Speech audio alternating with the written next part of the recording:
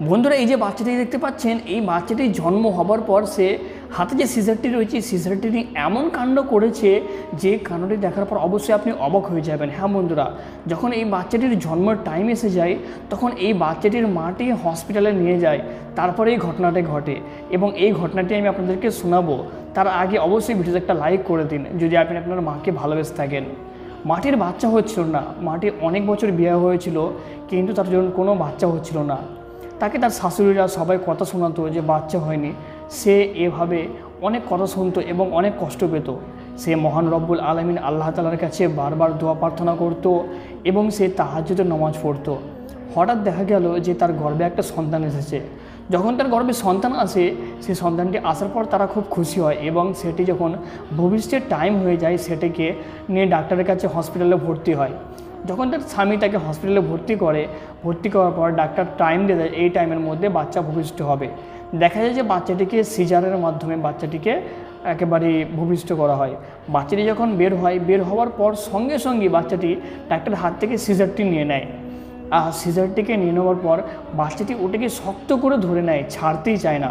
তখন ডাক্তাররা ভাবে যে বাচ্চাটি এমন কেন করছে। ডাক্তাররা বাচ্চাটির হাত থেকে সিজারটি নিয়ে নিতে চায় কিন্তু সে দিচ্ছে না। এমনটি হওয়ার পর সেখানে থাকা নার্সগুলো বলছে এই বাচ্চাটি অবশ্যই বড় হয়ে সে একটা বড় ডাক্তার হবে বা টিচার হবে। কিন্তু বন্ধুরা, সেই মাটি যখন তার বাচ্চাটিকে দেখার পর তার অনুভূতি একেবারে অন্যরকম ছিল। সে বলছিল যে আমার বাচ্চার হাতে সিজারটি থাকতেই দাও এবং ডাক্তাররা বলছিল যে সিজারটিতে তার নাভিটিকে এখন কাটতে হবে এবং আলাদা করতে হবে। কিন্তু বন্ধুরা, তার বাচ্চাটির মাটি এমন একটি কথা বললো যেটি শোনার পর অবশ্যই আপনি কেঁদে ফেলবেন।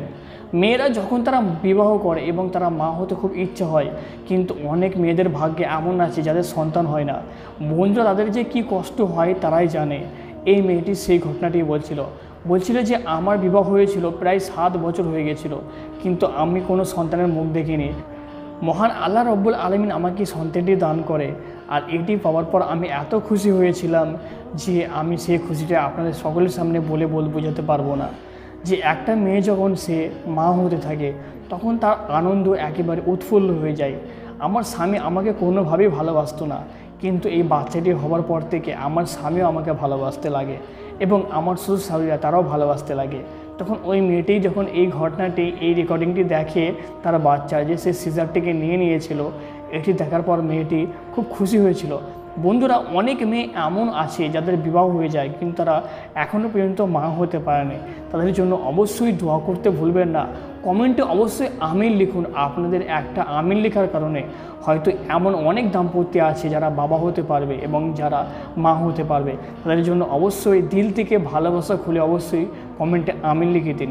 ভিডিওটিতে একটা লাইক করে দিন যদি এই ভিডিওটি আপনাদেরকে ভালো লেগে থাকে। ধন্যবাদ, ভালো থাকেন, সুস্থ থাকেন।